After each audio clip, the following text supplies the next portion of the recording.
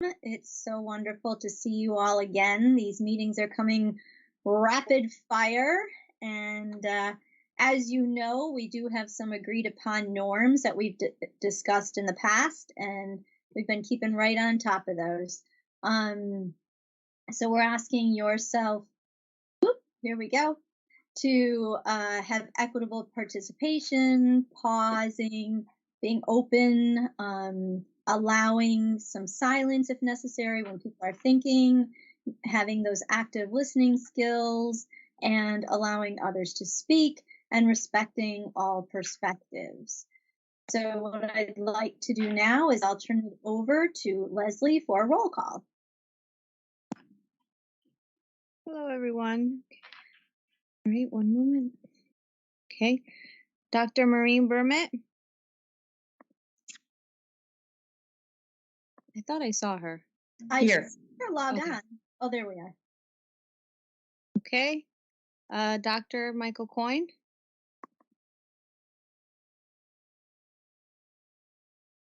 Dr. Margie Gillis. Here. Kimberly Healy. Here. Stephen Hernandez. Steve's here. Dr. Melissa Jenkins.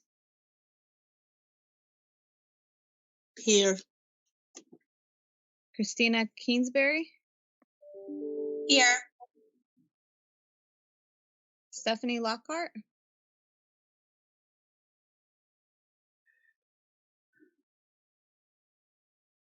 Francis Rubinowitz. Here. Lisa Thomas. I'm here. Christina Tights. Roll call is completed. Okay, thank you so much. Of course, I neglected to introduce myself and Irene. Irene, why don't I start with you? Good afternoon, everyone. Irene Parisi, the Chief Academic Officer for the department. Good to see everyone. And I'm Melissa Wildarczyk-Hickey, and I am the Reading Literacy Director for the State Department of Education. So once again, welcome all. What I'd like to do is a consent to accept the minutes. I believe I saw an email where someone was marked absent but was actually present. Cannot remember who that was. Lisa, was that you? No, but I think Leslie can speak to I think it was Kim Healy. Kim Healy. And I revised those minutes and resent them. Okay, thank you so much then. So, consent to accept the minutes. Are there any changes that need to be done?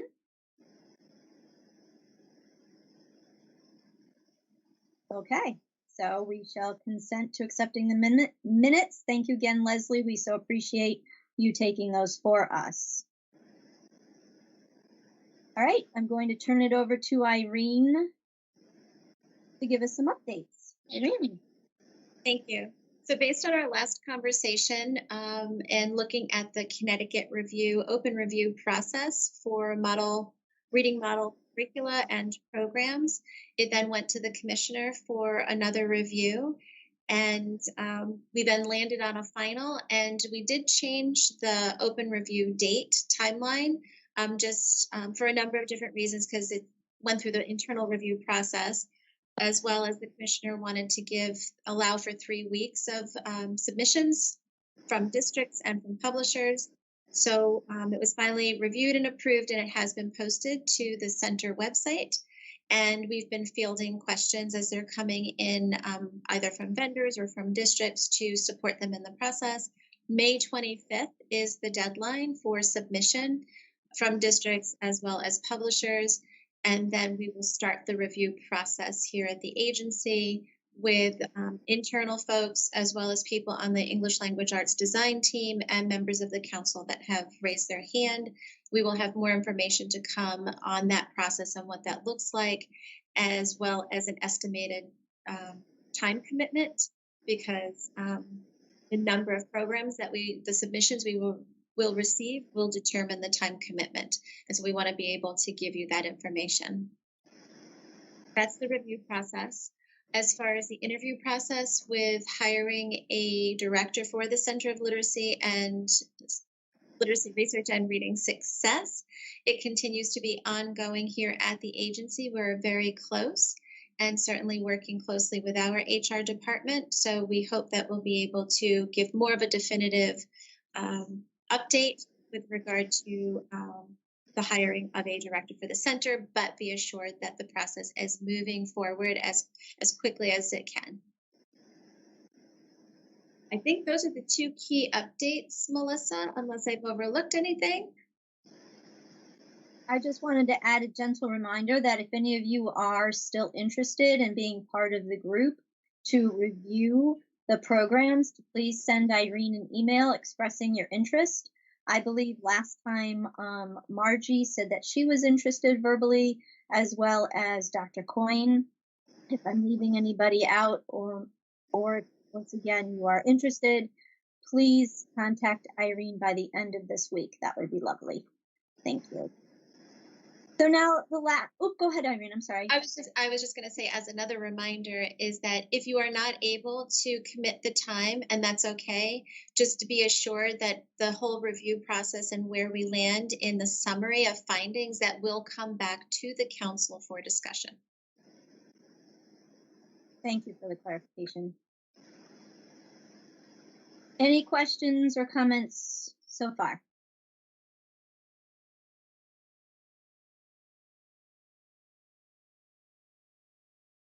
Alrighty. So last time when we met, there were some interests expressed by the group. One was to delve deeper into a video clip that Dr. Gillis mentioned. So what we've done, as you saw by the agenda, is we've given some time for us to watch the first 6 minutes of that video together, and then Dr. Gillis will be leading a debrief. Before we watch the video, Dr. Gillis, do you want to set it up at all? Tee it up? Sure, I'll set it up very briefly. Good afternoon, everyone. First of all, full disclosure, I am not a neuroscientist, so someone else probably should be leading this discussion, but I agreed to take a stab at it. And mostly, I guess I would say that I really respect the research, having worked at Haskins for 10 years, where a lot of this research has resided for many years, and interacted with neuroscientists while I was working there. I have a deep appreciation for what we've learned from many different lines of research, but germane to this conversation this afternoon, really the neuroscience, that the technology just keeps advancing and allows us really to look inside what we used to refer to as the black box, because we really didn't know what was going on inside that black box. Now we have beautiful, colorful pictures and just incredible research that's occurring around the world that sheds light on the very complex process of learning to read. And so you're going to hear about 6 minutes of a 33-minute video clip that I think is worth watching in its entirety. But I think the first 6 minutes really is going to highlight what we've learned over the last, mostly I would say 10 years or so, about the application of the brain research. What should educators know about what's happening inside that brain, and how we have to, through instruction, build neural networks so that reading can become fluent, and we can use reading fluency and leverage it to be able to comprehend, which is really the ultimate goal and the hardest part about reading. So I guess without further discussion on that, you're just going to hear from Dr. Stanislas Khan, who is French and has a very, very thick accent. So Melissa, if you could turn on closed captions when you show the video, that way people can read what he's saying, because it's sometimes hard to hear through that thick accent. I'll do my best with that. I'll see what I can do. So I'm going to share my screen with the video and the sound. So I'll take a moment to do that. And if it helps with focusing on the video, by all means, turn off your cameras so that everyone just has that one visual up. So let me do that now.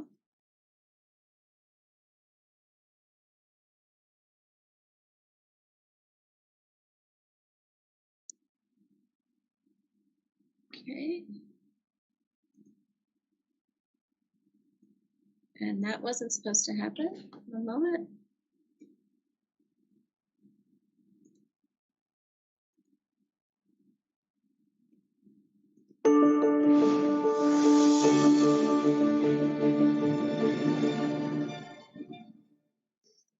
Hello, my name is Stanislas Dehaene. I am a French cognitive neuroscientist. I study the brain, and today I would like to tell you about our research on how the brain learns to read and why it is pertinent for education. My laboratory, situated just south of Paris, specializes in viewing the brain through various means. And I think you are aware now that we have a growing panoply of brain imaging methods, which include functional magnetic resonance imaging, as well as electroencephalography and magnetoencephalography to track the dynamics of brain activity. You may not be aware that these techniques are now available also to study education and to study the child's brain. It is entirely feasible these days with training with a mock scanner and welcoming of children inside that scanner to have excellent images of the child's brain as it is learning, even to do repeated scannings, and these children are extremely happy to come to the lab and participate in this research. All they need to be told is that they are like astronauts inside this spaceship, and that not moving, which is very important for us, they contribute to science, but also contribute to the spaceship not moving. With this, we can study how education changes the brain. I would like to mention in this slide what I think brain science can bring to education.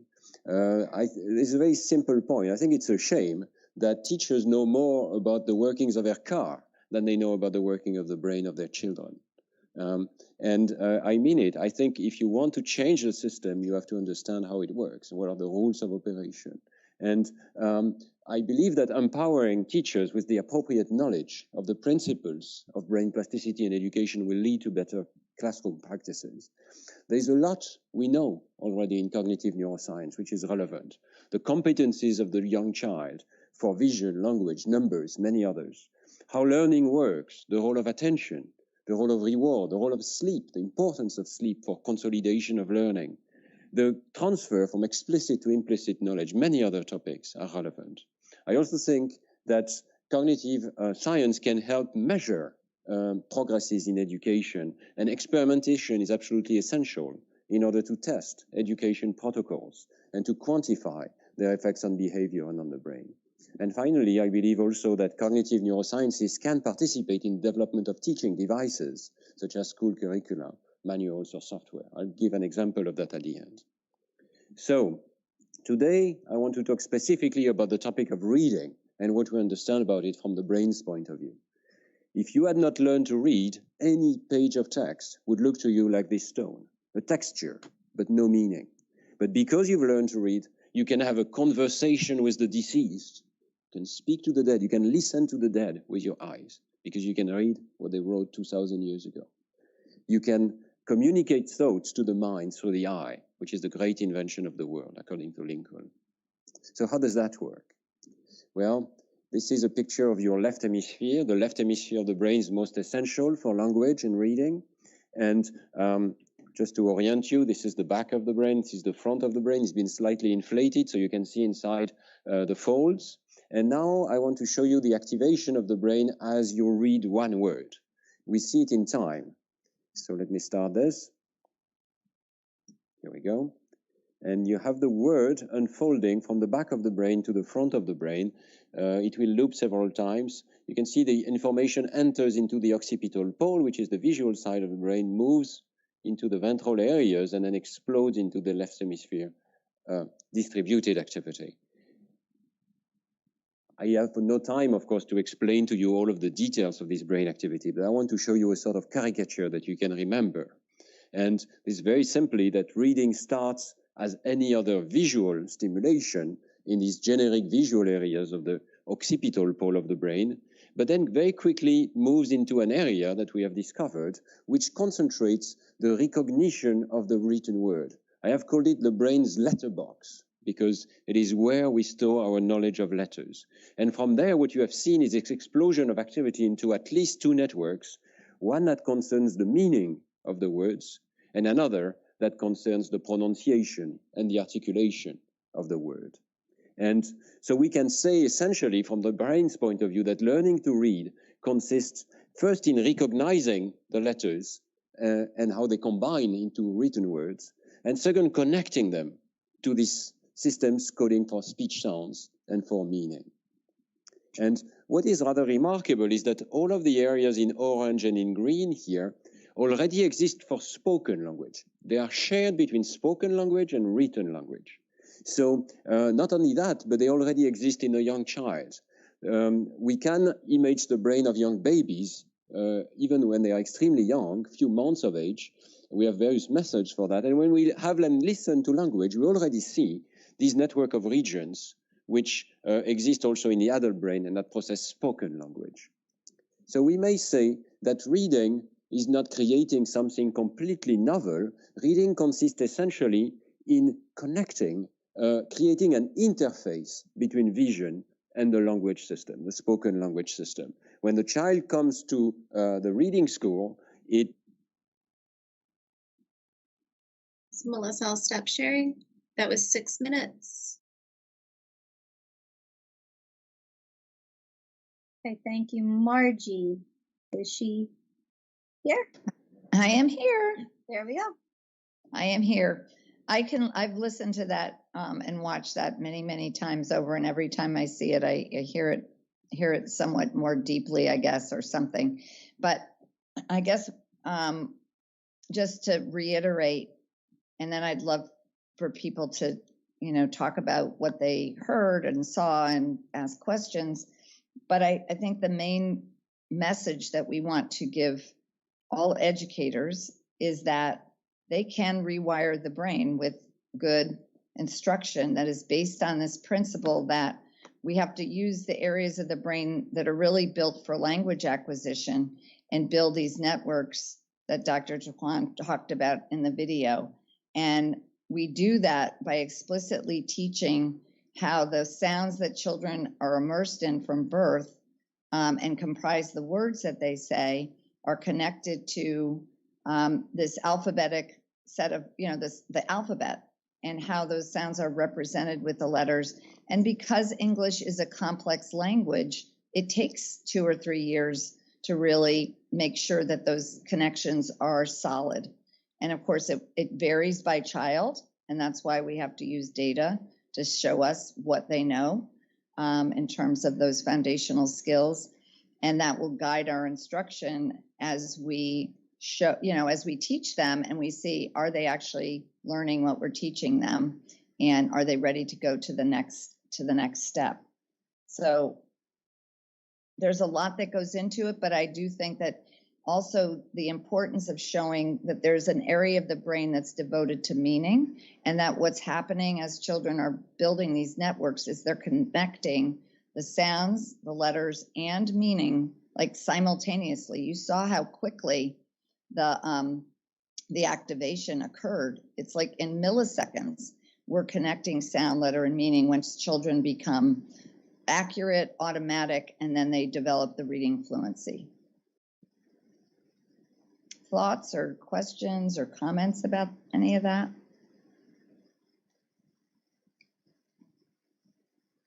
Or anybody want to build on that? Yes, Lisa. Thanks. As I was listening, first of all, I was really struck by his statement that teachers know more about their cars than about how brains work, which is really stands out and is something to definitely think about.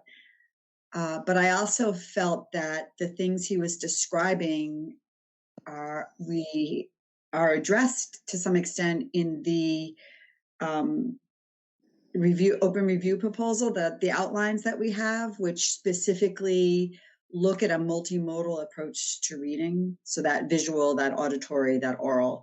So that was confirming for me.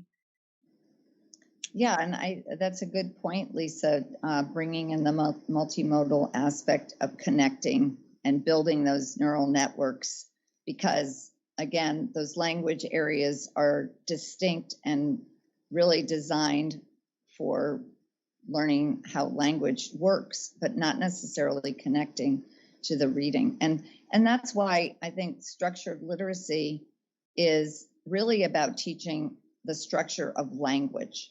It's and when teachers understand those structures, whether it's the phonological structure of the sounds in words, or the orthographic structure, which is how we spell words with different conventions according to English, if English is the language we're learning, or whether it's the morphological structure of language, which is the meaning aspect of language, because English happens to be morphophonemic. It has the sounds that represent that are represented by letters, but it also has those roots and base words that are representing meaning, and syntactic structure of language. Like, there's so much that teachers really need to understand, and yet we really haven't taught that to most of them.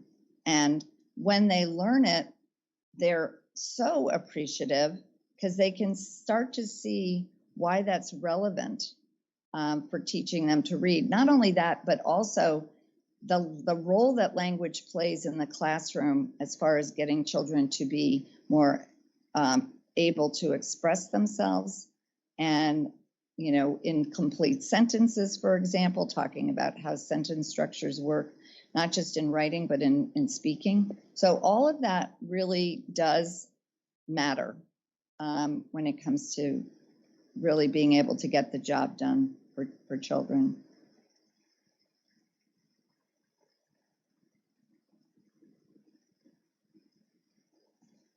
I can't see everyone's hands, if anyone else's hands raised, but Maureen, I see yours. It reminds me of, and I'm trying to remember the researchers, but I have a special ed background, and there was a time when they were showing, I guess that's a CAT scan, and where there are disconnects for children with learning disabilities about how that all comes together. So it's very interesting to see that process lighting up in the brain. It is, and Maureen, actually, that's interesting because those scans, you're right, were done. They're actually, most of them are functional magnetic resonance imaging studies and scans, but they show that in the students that are at risk for dyslexia or who have been identified with dyslexia, they're not lighting up that left occipital temporal region, which he referred to as the letterbox area, which is where we're connecting the letters that we see with the sounds that we hear with the meaning of the words. And that area is pivotal for ensuring that a child is a fluent reader. And those studies are very compelling to say, one of the first studies that was done that was widely recognized was a study that was done in New Haven, actually, by Sally and Bennett Shaywitz. And they did that in partnership with Benita Blackman at Syracuse University. And they showed that once that intervention changed the wiring of the brain for those children that were part of that study, that it is permanent. Like, it's there, and it means that you're ready to really rock and roll. Like, you can now move on to, not that you don't want to continue to work on fluency, but now you can move on to that higher order comprehension work that is so instrumental. Thank you for reminding me that the Shaywitz were the researchers. Yes. And that's out of Yale. Thank you. You're very welcome. Stephen has his hand up. Yeah, I see Stephen. Thank you. Thank you. First of all, thank you for sharing this video. It was so inspirational, and yet I think gives energy to this work, is his statement about how the illumination of text through the process and the illumination of historical text, whether the historical text be ancient or more immediate, is what links us not only to our past, but to each other. And it strikes me that without literacy, we are doomed, for lack of a better word, to only be able to access the language that is around us the spoken language that is around us at any given moment. And it is confining, it is limited and limiting. And that's what the sense of urgency that we feel as policymakers when we feel that every child, whether it's because of ability or because of opportunity, doesn't have access to this letterbox, this important toolbox for communications and connections. So I really appreciate the video. Yeah, thank you, Stephen. I agree with you. Just thinking about you can have a conversation with the deceased. I mean, it's just interesting the way that he, said that, and really the implications to your point that if you aren't literate, how it limits you. And I was thinking last night when I was, kind of thinking about this video and how it's impacted me. Well, we have assistive technology that helps level the playing field, right, for people who are not as fluent readers and who may have some issues with literacy and low literacy rates. However, that assistive technology only goes so far, right? And there are times when you don't have access to it and you need to read, like I think about prescription bottles that have directions on them that are really important. If you don't get it right, that could be, a fatal mistake, or, signs in the environment that matter. So yeah, we can use the assistive technology, and thank goodness that we have it, but it's not the answer. And it's not, we can't say, oh, it doesn't matter, because it does matter. And everyone should be given that right to learn to read. Irene has her hand up, Margie. Hi, Irene. Hey, Margie. Thank you again for sharing this video with us. And it resonated with me, certainly in the lesson planning process as well. So like that high quality instruction that we want to ensure that students have access to. And it made me think of research from the Franklin Institute. I was fortunate enough to participate in some of their activities and research. And it's not just, I think we have to activate the entire brain, right? So they need to feel too. So if we even engage them through that instructional planning and can have an emotion, if we can activate the emotions as well as the movement too, and muscle movement, then it's just going to make that learning experience so much more. And because I think if we really examine some of the plans, the lesson plans that have been created, we're only activating a very small portion of the brain.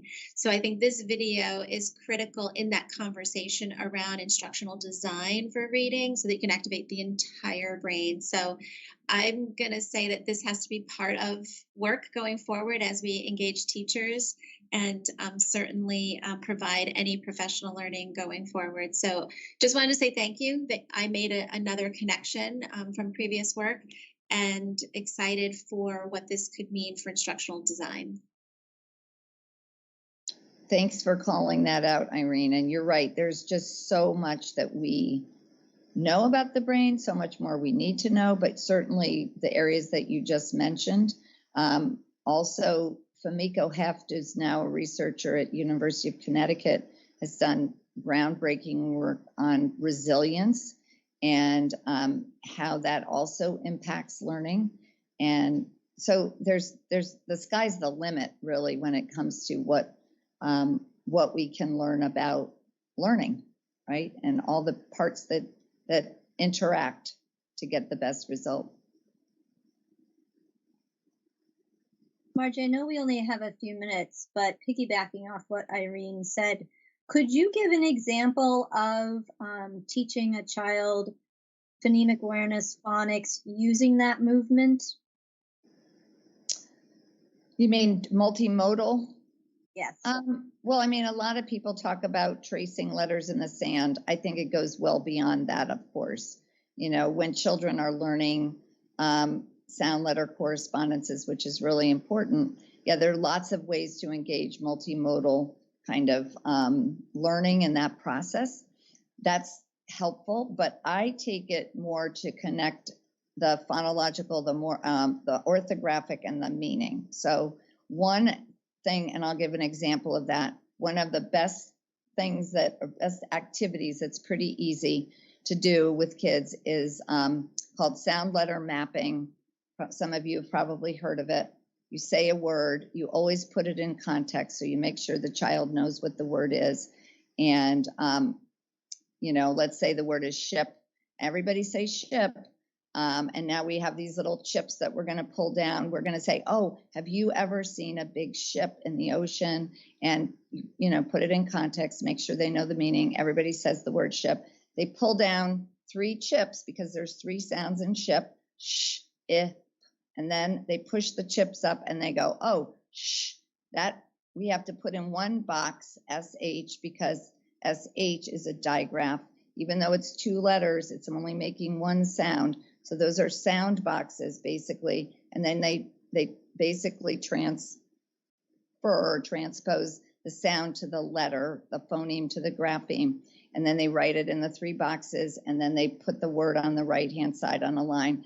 And that's a very simple exercise, but what you're doing is you're connecting the phonological, what it sounds like, the orthographic, what it looks like, to the meaning. Like, it's always going to be put in the context of meaning. And so that's what I think of as far as building those connections. And not to say that the multimodal isn't sort of built into that little activity as well that you just referenced, Melissa. I think it is, but yeah, that was perfect. On. Thank you. Perfect. You're welcome. Yeah. Last comment from Lisa, and then we'll give Margie the last word. I just wanted to add in to the idea of the multimodal. I'm not going to name what the program is because that's probably not appropriate, but I've been spending a lot of time in 2 different school districts in their pre-K through 3rd grade classrooms. Both districts use the same program, and I had never been exposed to it before. It definitely, I think, takes investment by the teachers to plan and learn, but it's one of those things, once you've gone through it for a year and you save everything you've done, you're in good shape. But I see it involves very much exactly what Margie is describing, what you're asking about. And it's, to have a 1st grader talk to you about digraphs is really quite something, but it involves tactile, auditory, visual, all those pieces, and including, I think, and this we haven't talked about yet, is that student-centered instruction where the kids, and I'm talking preschool on, they are able to stand in front of the classroom and take responsibility for the sound letter learning and word learning for the day. They lead the group in that part of the lesson, and I think that is another piece that we should keep in mind. I love that, Lisa. That because that shows their ownership. It shows they really have deep understanding. It's empowering, right? All of that is important. So just to conclude, because I know we're at time, I thank you for indulging me, because I love talking about this, and I think it's extremely important. And that's all I have to say. Thank you. Thank you so much, Dr. Gill. It's amazing as always, and appreciate that you brought that forward. Thank you to the group for asking for that. Once again, if people have things they want to share or know more about, that's the purpose, one of the purposes of us getting together and really developing this common understanding of what is reading. And that leads me to another topic that came up at our last meeting, and that was actually having a definition for the science of reading for Connecticut. Now, at the same time you were asking that, we've also been working at the State Department with some of our literacy partners on a statement of, for the Board of Education, a science of reading position statement. So I don't know if you want to tee up the PowerPoint, Irene, or just have me start with the protocol. Thank you. And did you want to speak on this, Irene? Just a little bit. Thank you, Melissa. Yeah, I think I want to, again, recognize that the conversation at our last meeting was very helpful, and really glad that people said, well, what is our definition given the research? And so I would say the senior leadership of the Department of Education, the commissioner for sure, and the deputy commissioner said, well, what is the position statement that we should be looking at and developing with the State Board of Education? So what we shared with you is a draft of a Connecticut State Board of Education position statement for the science of reading. Format-wise, it's similar to the format that is familiar. So we really do want to, I'm just going to pull up the points, but we want to make sure that we include what are the responsibilities of the Department of Education, responsibilities of a school district and district leaders, teachers, families, and certainly we worked with in a cross-divisional approach too to make sure that we're in alignment with what we do for family engagement in the Student Support Services department of the agency, as well as what are the student responsibilities. So this is our starting point, and why we're doing this. You can see these 3 bullets because we do need to communicate our position, hearing from you, defining the science of reading, and certainly the guidance that's needed for districts to support everything we've been talking about today, that high quality comprehensive literacy approach in districts. So with that, I think, Melissa, I can stop sharing, or actually what we were hoping to do was much like last time. Let's, what do you agree with? What might you be wondering or worried about? And really what excites you? So Melissa, I think I'll stop sharing there. All right, thank you. So thank you again to Leslie. She sent this not only in the invitation, but then sent it to you again, so you'd have it right on the top of your emails. If you did not get an opportunity to look at it, if you could scan it now, and then what we can do is the protocol seemed to work in this virtual environment very well last time, allowing everyone who wanted to speak to speak. So if we could start with some agreements, and then we'll go on to wonders and excite. And Fran, I think I saw your hand. Oh, sorry, Irene. I was just going to say maybe we need to take 5 minutes, just take 5, just to familiarize, read the statement, and then we can engage protocol. But that's what was my suggestion, but certainly check in with Fran. Sure.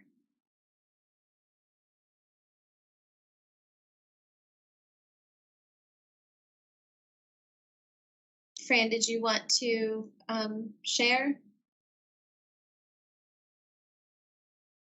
I'll be happy to share. I was just going to share some of my thinking on the position statement. So do you want me to wait till people have had a chance?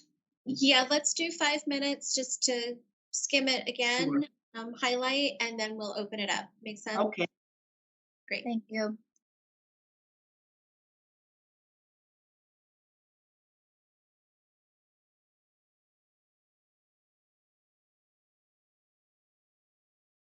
Okay, if you could wrap up, please, your review and re-review so that we can have a conversation starting with agree. And Fran, whenever you're ready. Okay, I'm just going to point out a couple of things. By the way, it's nice to be with everybody this afternoon. And first of all, I'm very pleased that the State Board of Education is coming out with a position statement on the science of reading. And I like how many times the words explicitly appear in that statement and systematically.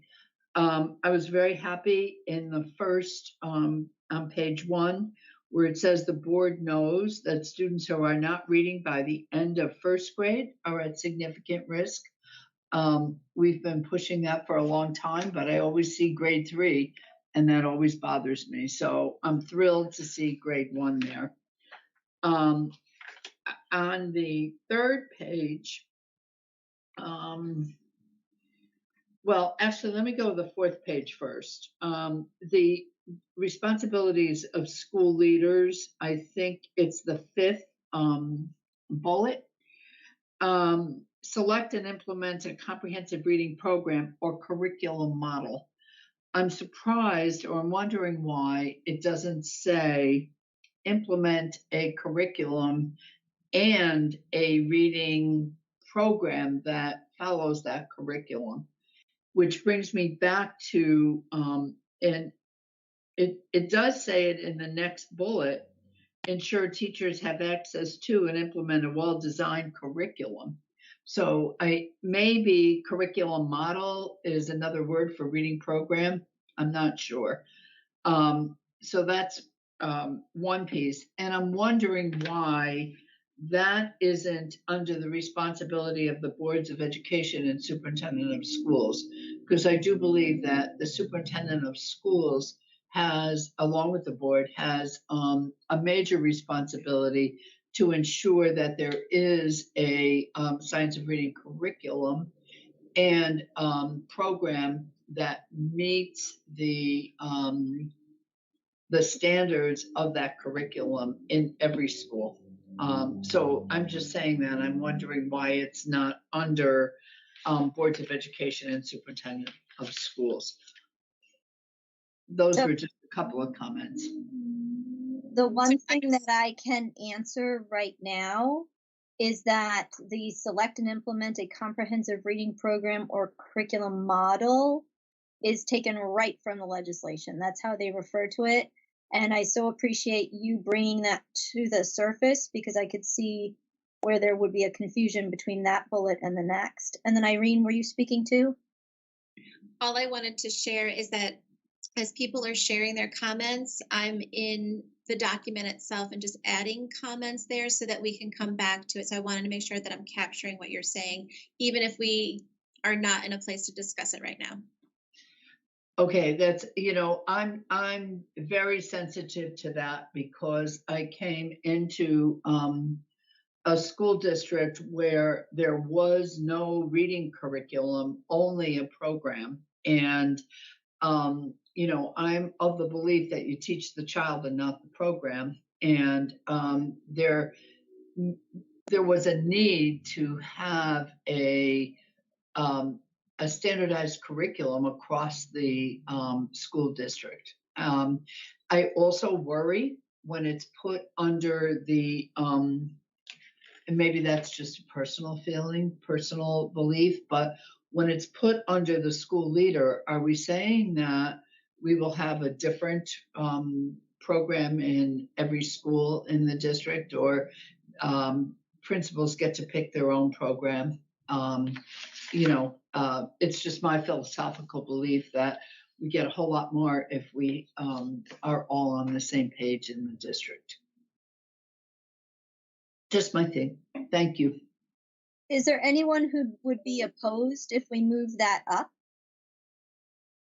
Up meaning, sorry, as if you can see what I'm pointing to here, right? Up to the responsibilities of boards of education. And then if we leave the other down here, we could add programs to it, ensure students have access to and implement. Does that make more sense, Fran? Yeah, and I mean, maybe there's different philosophies and, in different school systems. I know an urban school system where it's the philosophy that the principal gets to pick to pick the program rather than the district picks the program. And, I don't know. I recently spoke to the superintendent who's changed that because she didn't feel that they were making the progress they needed to make in reading. I have a belief, and it may be mine alone, guys. I just have a belief that within a school district, it is very helpful to have everyone on the same page in curriculum and in program. But I may be alone in that.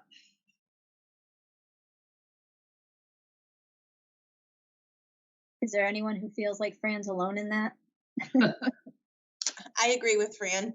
I'm at the high school level, and there are many times when we are teaching reading to 9th grade students and sometimes even 12th grade students, skills that they should essentially have at least remembered from when they were in elementary school. And oftentimes when we're looking back at data, those programs no longer exist, or the data is irrelevant because they have been through so many different types of reading programs. So to have something that is able to build a continuum between elementary, middle, and then high school would at least make for a more successful education opportunity for the child, in order to scaffold those instructional skills.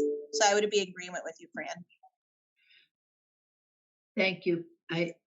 It's a passion of mine to get some type of coherence within districts. And, I've been in mostly larger districts.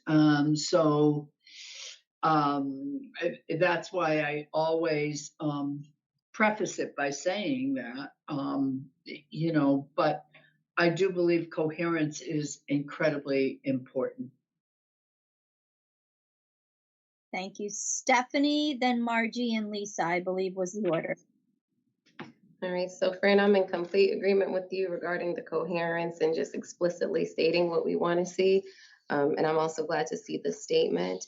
I'm just wondering, just like Fran, if we can be a lot more explicit with some of our equity statements. I love that it is the first sentence of the document, but I'm wondering if under the responsibilities of the State Department, we can have a statement about maybe providing some training and resources for districts to ensure that they have equitable access. So if we could just have some statement about equity either under the State Department, under the school leaders, under educators, and higher ed institutions, because I think right now I only see it under responsibilities of the Board of Education and Superintendent of Schools. So there could be just, if that's something we're explicitly saying that we are committed to and it's a core value, then I feel like we just need to put it out there under each of the sections. Which then would be more of that coherence that we're talking about, correct? So Stephanie, may I ask, would you feel comfortable providing us with some examples? Like, would you want to look at this and add one for each and send those to Irene? I will. All right, that'd be great. Thanks. Okay, thanks. And I'm sorry, I think I said Margie and then Lisa, correct? I think Lisa had her hand up first. Okay. Thank you. Oh, where'd you go? I'm here. I think I'm here. I'm here. Am I coming through? Yes. You are now, yes. Okay. I'm not trying to introduce this as a red herring, but I just like to have it off to the side. So my career has been spent in special education for gifted learners. So I always just have to say this. It's important to make sure that whatever reading program we use and curriculum has supports built in for teachers to be able to keep those learners engaged, or we lose them as readers. And we also lose them as students, and which is a high risk. So don't have to respond. I just want to continue to be that advocate. What about under responsibilities of educators, if we put words such as implement an engaging, comprehensive, or classroom, or somewhere putting that word engaging? Or the words relevant to the words all learners or all levels of learners. I mean, engaging doesn't necessarily mean differentiating for all learners. Mm-hmm. So I think something along, my own daughter came home from kindergarten halfway through the year, despite my warnings to her teacher that she didn't need a picture on a page with a word and was reading complete sentences. She came home one day, threw her backpack across my kitchen floor and informed me that reading was very stupid, which, was heartbreaking to me as a parent and as a teacher, obviously. So I just always try to be mindful of those learners. So in the second paragraph, it says the State Board of Education will take the necessary steps to support the early literacy success for all students, ensuring that they are reading and learning grade level by grade 3 and believes each student needs and deserves a high quality, comprehensive literacy education based on the science of reading. How might we add to that to get across what you are sharing? Perhaps it could go in even the last sentence. Hold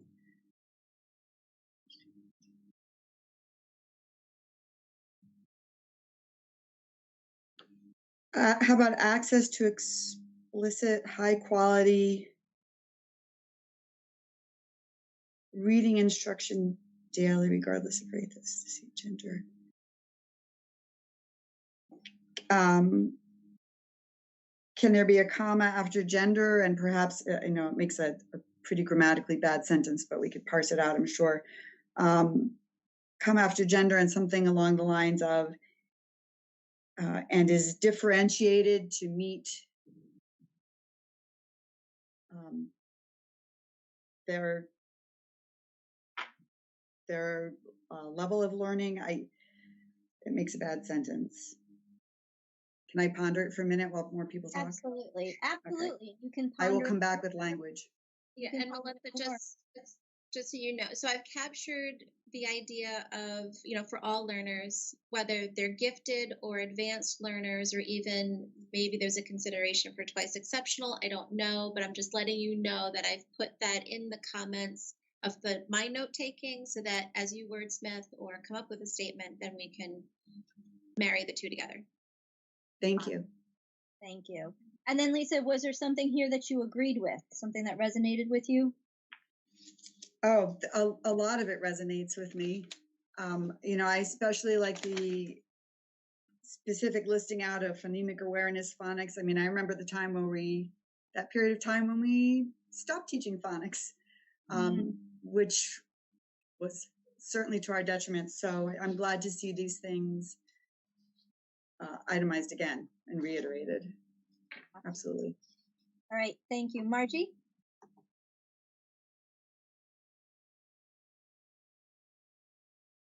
Sorry, I had to find my mute button. It was buried. Got lots of windows open here. So yeah, I think that there's a lot of great information, and I like how you bulleted out expectations for the different groups that are mentioned throughout the document. I guess there are a couple of things that I wanted to understand or just point out. One is on page 3, I guess it is, on the responsibilities of the State Department of Education. I agree with all the bullets. I might like to see a stronger statement about the role that the State Department would play, especially since the center is going to be situated there, in terms of not just supporting districts, but holding districts accountable to do what the legislation is requiring them to do. Because that oftentimes, in my experience, and I think it's because the State Department seems to be short-staffed often, right? And there's, I know working directly with you, Melissa, you're working all the time and you're wearing many hats, and that's true for many people at the department. But I do think that if districts don't believe that they have to implement what's being mentioned, what has been called out specifically in the legislation, that they may be less inclined to do what is meant to happen there. And so that would be one thing I would like maybe a stronger statement around. And then the other has to do with, I love the fact that you're explicitly talking about leadership and how important it is to give the district leaders at the central office level, at the school levels, the support they need to do this work, and especially with regard to supporting teachers. So I feel that you did a great job talking about what you can do to support them and what the expectation is for them as school leaders that you bulleted out on page 4 of the document. The other one I'm wondering about is on page 5, which is where I'm so glad you included higher education, teacher prep programs. That's super important. And happy to see you bullet that out as well. I'm wondering how we're going to engage the folks in higher ed to be our true partners in ensuring that teachers are prepared at the pre-service levels as well as at the in-service levels, because obviously they have a huge role to play. And to be honest with you, they haven't been as, how do I say this kindly? They haven't been as open to incorporating the science of reading into their coursework. So I think that we need to be very strong in our statements around higher education. Thank you for nodding your head, Dr. Jenkins. I appreciate your support on that, because you hire people in Bridgeport all the time, and you know what how hard it is to find people that don't have that background knowledge.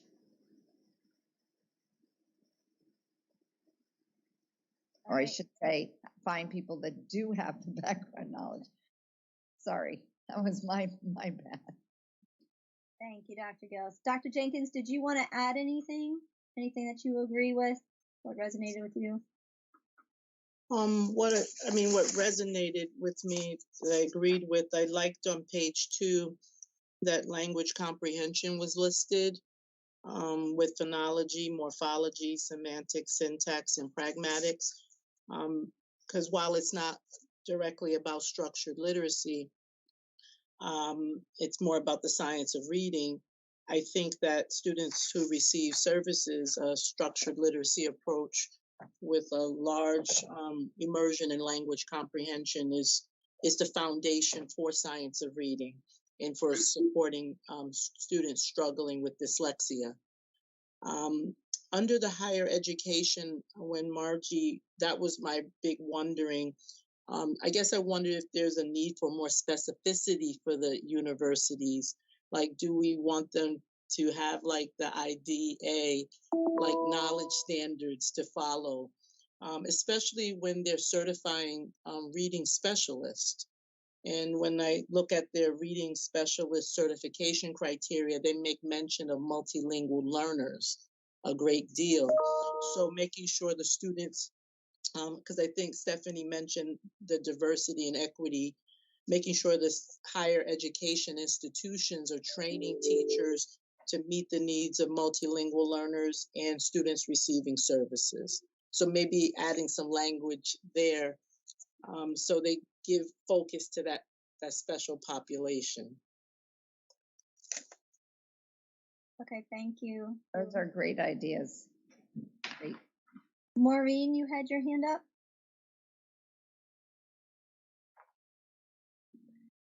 I had 2 thoughts. One is where the components, the critical components of appropriate reading programs or instruction, could those be defined so that anyone that reads this document knows exactly what phonemic awareness is? And I don't, have room to put a full out lengthy definition, but some core elements of that.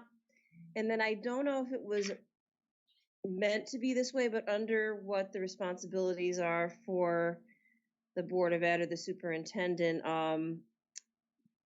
I think we also should be responsible for, and maybe it was thought of in the evidence-based literacy program and feedback loops, but I almost wonder if it should be explicitly stated that we also have to provide for a system to recognize children who are not learning to read in Tier 1 and some way of dealing with that through other types of systems, whether it's, SRBI or what have you. But I think we all know that students don't always learn to read that first go round in Tier 1. And I think every district should be responsible for having a robust process to deal with kids who need a different approach. I'm taking notes as well. This is really great. I love every time we throw you all something, all the comments you come up with and the things that you see and the things to add. So thank you so much. Anybody else want to talk about what they agree with and also what they wonder? Yes, it's one more thing, if I Sure. could. Picking up on Melissa and Margie under page 5 on responsibilities of higher ed institutions. The third bullet, I think I'd like it to be stronger. Provide pre-service teachers with science of reading coursework, including, and then the elements. I just think aligned with is not strong enough or direct enough. And I think it really should be very explicitly taught at the pre-service level.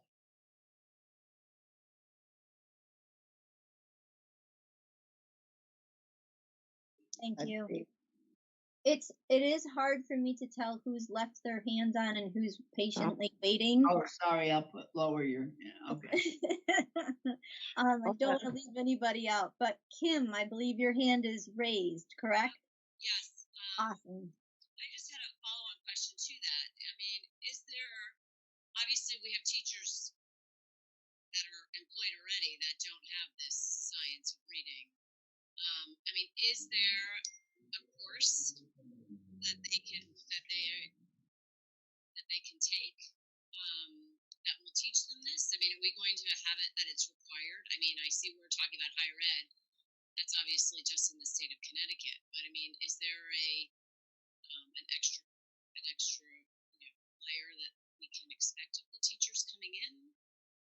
Sure. I'm wondering, obviously, I don't know that answer. Sure. We have many legislative layers as well as supports that the State Department we offer. So I'll start with every other year, teachers are mandated to take what's called a reading survey, and this is for professional learning purposes. So they take the survey that was created by teachers and literacy leaders here in Connecticut, and it's through Pearson. So they take this survey. It is very much to reading test that is required also for certification that they must take as pre-service teachers. Anyway, so every other year they must take this reading survey. Then the rating survey gives them data on areas in which they need support.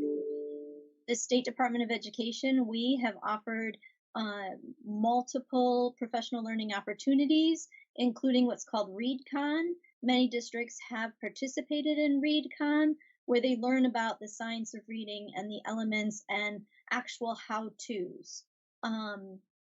There are other professional learning experiences that we've been providing through the Connecticut Literacy Model, which Margie is a part of, and training, once again, teachers, coaches, administrators around the science of learning, of reading.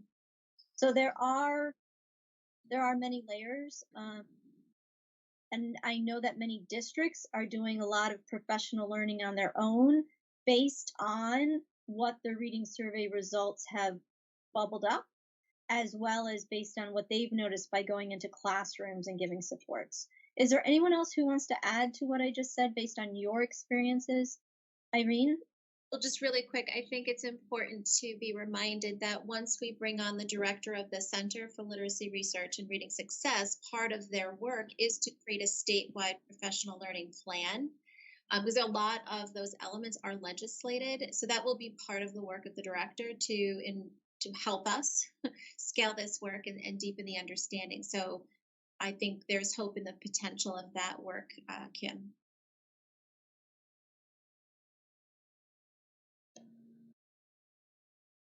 All right, wonderful. Anyone else want to share anything about agree or wonder? And then we can also dive deeper into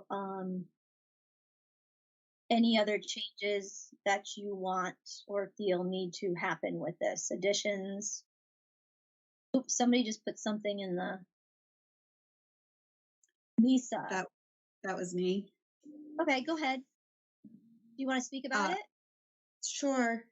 In looking back at the document, I don't, given the focus of the position statement on all students reading on grade level by third grade, I'm not sure that language regarding readers who exceed grade level expectations is appropriate in this document. But my fear continues to be that high ability readers will continue to disengage in our classroom because they come in as readers and can read words on the page. And so they are then left to read those words on the page.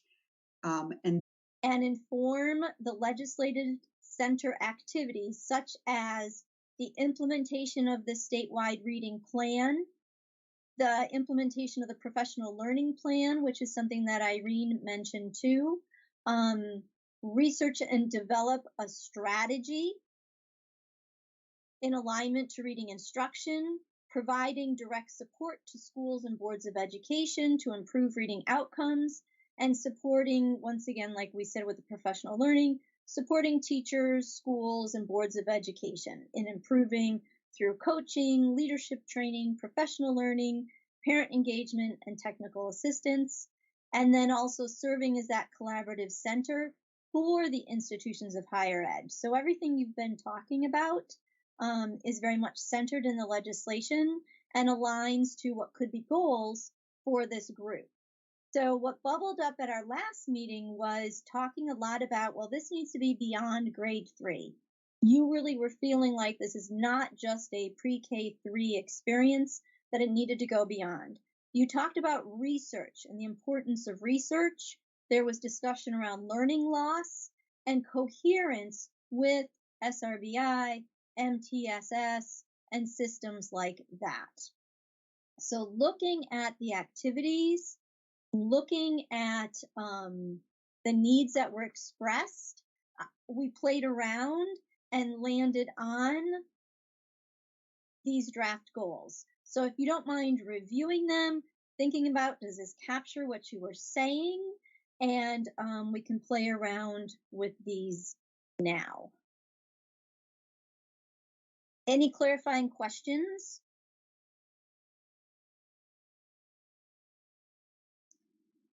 Melissa, the background you just gave us, is that in a document that we have?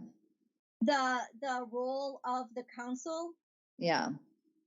Yes, we put it into PowerPoints, and it's also in the legislation.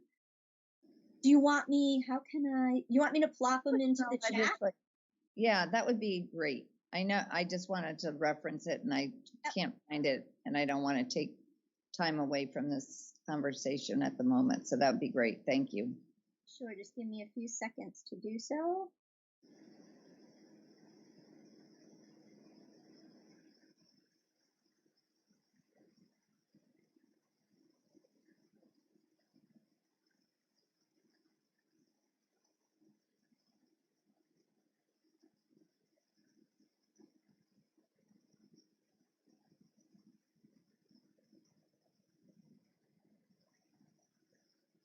And as you're doing that, if it's okay for me to, can I say something with regard to that? Absolutely, and I did put it in there. I put it in 2 pieces into the chat. One is the bullets, and the other is the role of the councils to consult with the director and inform the center activities such as above. Right, okay, great. Thank you. Sure.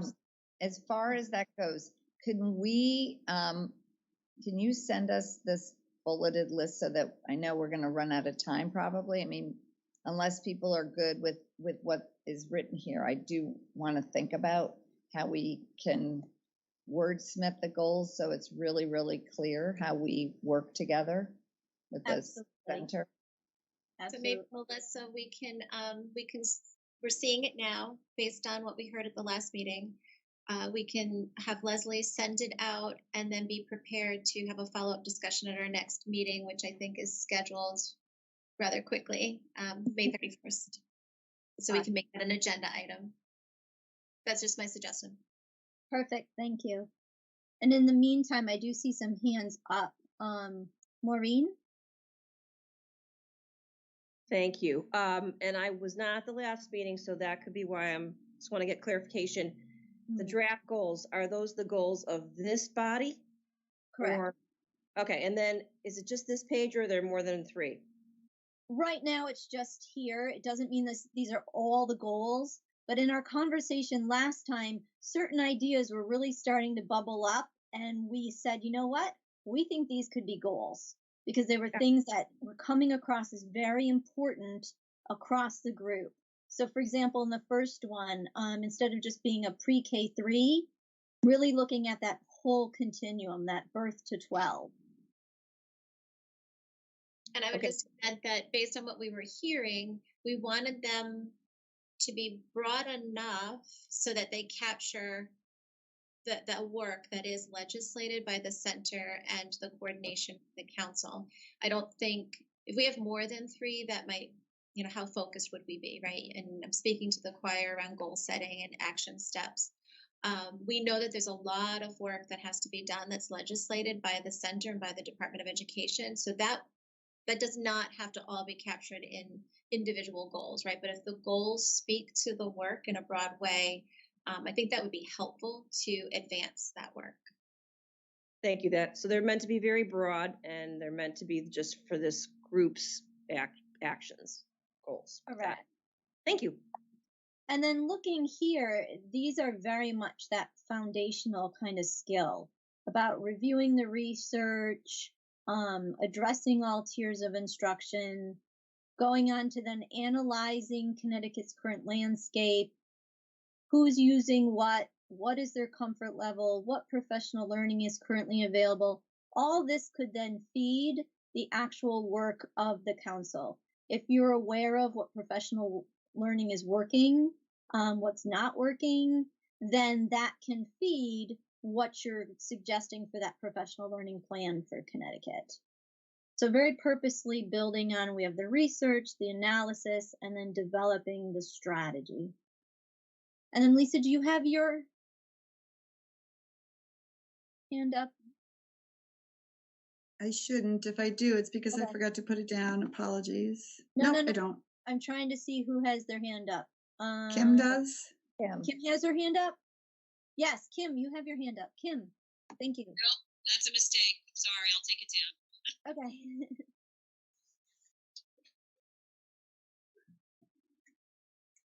So if you could just show me by thumbs up or in the chat if you would like to devote some of the next meeting time to going deeper into this. So thumb up. Okay, great. So we have the majority of thumbs up. So, and once again, if you feel like these are not what you were saying, I'm okay with that too. I was just trying to listen to what you were saying, looking at what is the purpose of the council and putting those together so that some goals can start to be developed. I appreciate that, Melissa, because I think it's really important that our charge is articulated well so that we know what we're asked to do and feel like we can do it. Right. So I do think it's worth spending a few minutes, some bit of time next time talking about that. Okay, great. Thank you. Dr. Jenkins, did you have your hand up? Yes, I wanted to just ask, since Maureen wasn't here last time, I believe that we talked about survey being sent to all the teachers, and that survey to me kind of aligns to the goal of analyzing the landscape. So I didn't know if you wanted to, give her some background on that survey, because she didn't attend, that's a missing link for her schema. So. Thank you. Do you want to, Dr. Jenkins, talk about it? Let's check it first. Maureen, I don't know if you had a chance to see the video before we go deep into a review of last meeting. Watched together, half hour ago. or there was another video? No, I'm sorry. The recording of our last council meeting, were you able to watch that video? I did not. I read the minutes of the meeting, but I did not watch the video. So I'm happy to do that. I don't feel the committee needs to spend time right now. I'm pretty sure if that's recorded, I can catch myself up. I think that might be helpful if you take a moment to do that. And we have not really, just so everyone knows, we have not released the survey. We still have more work to do internally to get to a place to distribute that. And certainly we will inform the council prior to that release of the statewide literacy survey to determine the level of readiness. But Maureen, I would suggest, and anyone else, if they want to go back and watch the video of last meeting, we can certainly answer any additional questions that come up. It should be posted on our center webpage. Thank you. And thank you, Melissa Dr. Jenkins, for thinking of Maureen. Margie, did you have something else you wanted to add? I just had a question about that's not related to this, and I didn't want to run out of time because we only have 4 minutes left, I think. Oh, it goes so fast, doesn't it? It does. How about this then? Is there anyone who would like to say anything about the draft goals before we move on to closing?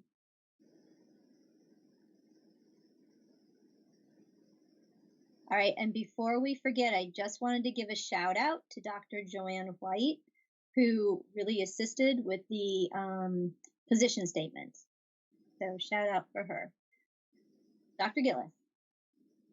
Yeah, thank you, Melissa. Just my question has to do with the documents that are shared at these meetings. And I was unaware how popular these meetings would be, but many colleagues tell me, I watched the meeting, and they're really, I know they're watching it for all the right reasons, I'm assuming, right?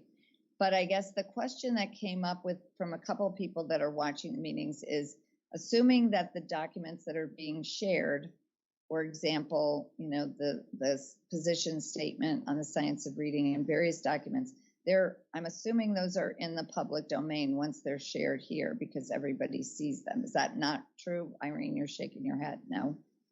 Not at this time, as they're in draft form. Once we get the finalized form, then absolutely share. Gotcha. Okay. So whatever they see through the recording is what they see, but not necessarily the documents in their entirety. I gotcha. Right, and so using the open review as an example, they were presented in draft form, and once we reviewed, and then the commissioner did the final review. Once it was final, it was published and placed on the center website so that everyone can have access. So this will be that same form. I understand. Okay, thank you. Thank you. No, I appreciate you clarifying and bringing that question up so we can clarify.